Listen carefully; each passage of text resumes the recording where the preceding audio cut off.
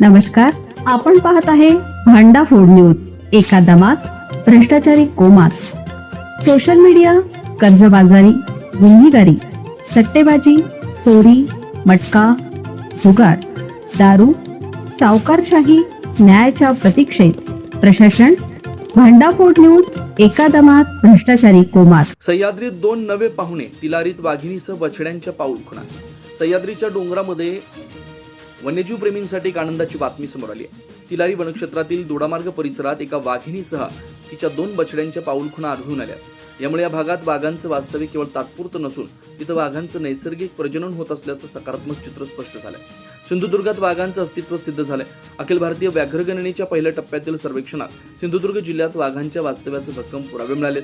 One विभागानं दिलेल्या माहितीनुसार जिल्ह्यात यापूर्वी केवळ वाघांचं दर्शन होत होतं, मात्र आता बछड्यांच्या खुणा मिळाल्यानं या क्षेत्रात वाघांचा अधिवास स्थिरावत असल्याचं मानलं जात आहे. सावंतवाडी आणि दोडामार्ग तालुक्यातील जंगल पट्ट्यात कॅमेरा ट्रॅपद्वारे करण्यात आलेल्या सर्वेक्षणात ही माहिती समोर आली आहे. सावंतवाडी तालुक्यातील केम्ब्रिज कोर परिसरात काही दिवसांपूर्वीच वाघाचं दर्शन झालं होतं. वन विभागाच्या कर्मचाऱ्यांनी या भागात गस्त वाढवली असून विविध ठिकाणी लावण्यात आलेल्या कॅमेरा ट्रॅपमध्ये वाघांच्या हालचाली टिपल्या गेल्या.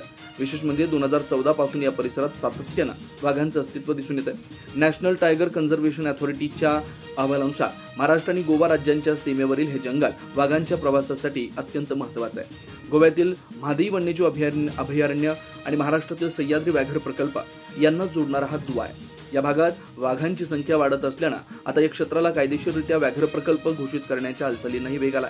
2006 ते 22 पश्चिम घाटातील वाघांच्या संख्येत सातत्यानं वाढ होताना दिसते.